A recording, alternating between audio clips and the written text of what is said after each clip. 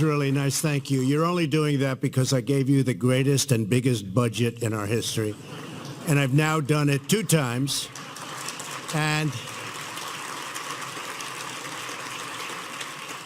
I hate to tell the rest of the world, but I'm about to do it 3 times. So that's the only reason you gave me such a nice welcome. Thank you very much. And thank you to Vice President Pence for that wonderful introduction. It's an honor to be at the Pentagon with so many distinguished military leaders, and I especially want to recognize our acting Defense Secretary, Patrick Shanahan. He's been fantastic wherever you may be, Patrick. Thank you. Thank you.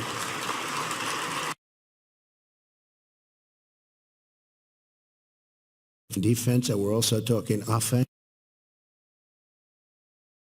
We have the finest weapons in the world, and we're ordering the finest weapons in the world that you can be sure of.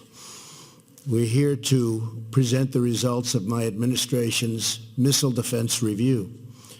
Our goal is simple: to ensure that we can detect and destroy any missile launched against the United States anywhere, anytime, any place. As we all know, the best way to keep America safe is to keep America strong, and that's what we're doing, stronger than ever. Joining us for today's presentation are great champions of missile defense in Congress. Senator Dan Sullivan, my friend, thank you, Dan, very much, and Representative Mike Turner. Thank you, Mike. Thank you very much. Also joining us from the Department of Defense are Acting Deputy Secretary of Defense David Norquist. David, thank you. Secretary Mark Esper, Secretary Heather Wilson, thank you. Undersecretaries of Defense Michael Griffin, Ellen Lord, and John Rood. General Paul Selva, thank you, General. General Mark Milley, thank you, Mark, thank you, and congratulations. Very importantly, congratulations. General Joseph Lengyel and General. Before presenting the results of our missile defense review, my deepest condolences to the families of the brave American heroes who laid down their lives yesterday in selfless service to our nation. These are great people. Great people. We will never forget their noble and immortal sacrifice. This morning, I also would like to briefly address another matter of critical national security, the humanitarian and security crisis at our southern border. Without a strong border, America is defenseless, vulnerable, and unprotected. I also want to thank the military for helping us out during the big caravan period, but now you have more caravans forming, and they're on the way up. Thousands and thousands of people. We don't know where they're from, who they are, nothing. We need strong borders. We need strong barriers and walls. Nothing else is going to work. Everyone knows it. Everybody's saying it now. It's just a question of time. This should have been done many years ago. It should have been done by other presidents. And it wasn't. Just like many of the other things we're doing that could have been done many years ago, whether it's our negotiations with North Korea, moving the embassy to Jerusalem. So many things were supposed to have been done many years ago, and they weren't, but we're doing them. A wall has to be built. We need security at our southern border. Drugs flow in. Tremendous percentages of the drugs coming into our country come from the southern border. We're not going to allow it to happen. And that is why our Homeland Security professionals have asked Congress for a steel barrier between the ports of entry to fund more agents, beds, medical supplies, and technology, and to close the ridiculous and dangerous immigration loopholes that no country in the world has but us. The federal government remains shut down because congressional Democrats refuse to approve border security. We're going to have border security. It's going to be tight. It's going to be strong.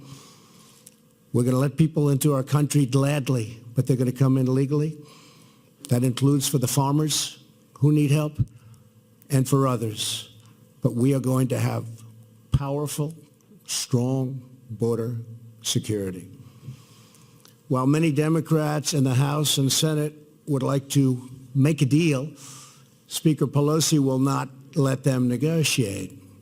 The party has been hijacked by the open borders fringe within the party, the radical left becoming the radical Democrats. Hopefully, Democrat lawmakers will step forward to do what is right for our country. And what's right for our country is border security at the strongest level. Stop human hijacking. Stop drugs. Stop gangs. Stop criminals. That's what we're going to do. That was my pledge, and that's what we're going to do. We're gathered together to outline the steps that we must take to upgrade and modernize America's missile defense. So important. In a time of rapidly evolving threats, we must be certain that our defensive capabilities are unrivaled and unmatched anywhere in the world. All over, foreign adversaries, competitors, and rogue regimes are steadily enhancing their missile arsenals. All over. Their arsenals are getting bigger and stronger. And we're getting bigger and stronger in every way. They're increasing their lethal strike capabilities, and they're focused on developing long-range missiles that could reach targets within the United States. As president, my first duty is the defense of our country. First duty. The defense of our country. And defense has many different definitions and covers a lot of territory. I will accept nothing less for our nation than the most effective, cutting-edge missile defense systems. We have the best anywhere in the world. It's not even close. Our new strategy calls for 6 major changes in missile defense policy. First, we will prioritize the defense of the American people above all else. Our review calls for 20 new ground-based interceptors at Fort Greely, Alaska, and new radars and sensors to immediately detect foreign missiles launched against our great nation. We are committed to establishing a missile defense program that can shield every city in the United States, and we will never negotiate away our right to do this. Second, we will focus on developing new technology, not just investing more money into existing systems. The world is changing, and we're going to change much faster than the rest of the world.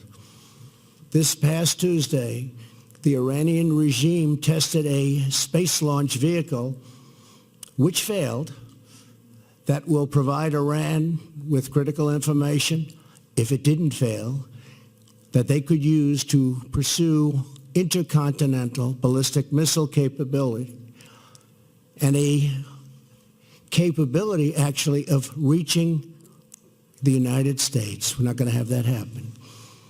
The United States cannot simply build more of the same or make only incremental improvements. What we've done to Iran since I've become president is rather miraculous. I ended the horrible, weak Iran nuclear deal, and I will tell you, Iran is a much different country today than it was 2 years ago. It's not the same, and it won't be the same. And I do believe they want to talk. It is not enough to merely keep pace with our adversaries. We must outpace them at every single turn. We must pursue the advanced technology and research to guarantee that the United States is always several steps ahead of those who would do us harm. Third, we will protect the American people from all types of missile attacks. In the past, the United States lacked a comprehensive strategy for missile defense that extended beyond ballistic missiles. Under our plan, that will change. The U.S. will now adjust its posture to also defend against any missile strikes, including cruise and hypersonic missiles. And we are, by the way, very advanced also on hypersonic technology and missiles. We will always be at the forefront of everything. Fourth, we will recognize that space is a new warfighting domain, with the Space Force leading the way. My upcoming budget will invest in a space-based missile defense layer. It's new technology. It's ultimately going to be a very, very big part of our defense and obviously of our offense. The system will be monitored, and we will terminate any missile launches from hostile powers or even from powers that make a mistake. It won't happen, regardless of the missile type or geographic origins of the attack. We will ensure that enemy missiles find no sanctuary on Earth or in the skies above. This is the direction that I'm heading. We have some very bad players out there, and we're a good player, but we can be far worse than anybody if need be. I've always known, and I've watched and I've seen, the stronger you are, the less you will need whatever that strength may be. Fifth, we will remove bureaucratic obstacles to dramatically speed up the acquisition and deployment of the new technology. And sixth, we will insist on fair burden sharing with our allies. I've made it clear we are protecting many, many wealthy countries. One country, they said, has an unsustainable cash flow. In other words, they make so much money they don't know what to do with it. I said, send it our way. We're protecting you. Send it our way. We protect all of these wealthy countries, which I'm very honored to do.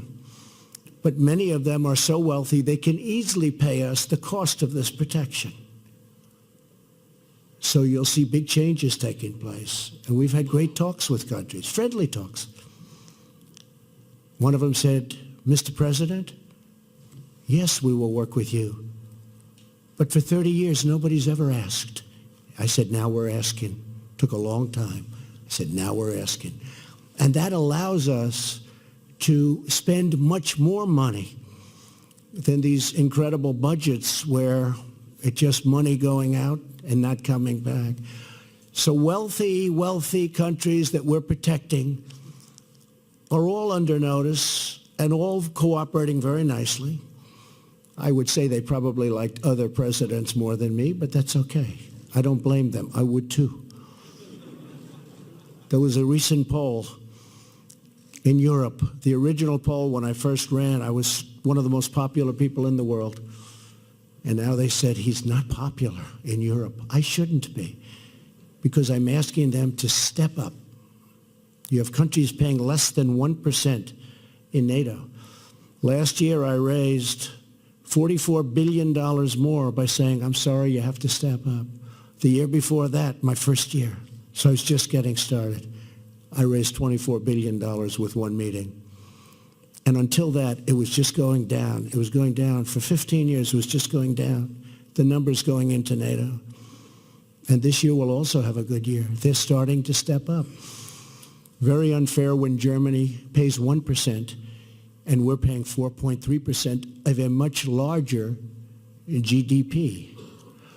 We cannot be the fools for others. We cannot be. We don't want to be called that. And I will tell you, for many years, behind your backs, that's what they were saying. So there's a big difference. We're going to be with NATO 100%, but as I told the countries, you have to step up. You have to pay minimum numbers, actually. The numbers should be much higher. They set a 2% goal. Very few pay that, but they should be much higher than that. If you look at what we pay, it's massively higher than that. So we have very good relationships, but countries are now stepping up, and they can well afford to. In furtherance of this goal, our plan directs the Department of Defense to prioritize the sale of American missile defense and technology to our allies and to our partners. We want them to be able to defend. And they're willing to pay for the finest missiles in the world. They've already done that. They're stepping up like nobody's ever seen before, actually. We will also leverage our network of partnerships to share early warning and tracking information and detect missile launches as early as possible. Today marks the beginning of a new era in our missile defense program. For too long, we have been held back by self-imposed limits while foreign competitors grow and they advance more than we have over the years. Part of the reason is we spend so much money on so many other places. Now that's changing. We're helping, and we're able to spend money on technology and new defense and far beyond defense systems. So those days are history. Our strategy is grounded in one overriding objective: to detect and destroy every type of missile attack against any American target, whether before or after launch. When it comes to defending America, we will not take any chances. We will only take action. There is no substitute for American military might.